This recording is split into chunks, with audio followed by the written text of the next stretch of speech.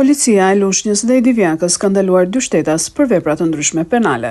Sipas njoftimit të policisë, specialistët e qarkullimit rrugor arrestuan shtetasin AP 66 vjeç banues në Lushnjë, pasi dyshohet se ka humbur kontrollin mbi motomjetin pa targa që drejtonte në gjendje të dehur, dhe si pasojë motomjeti ka dalë nga rruga.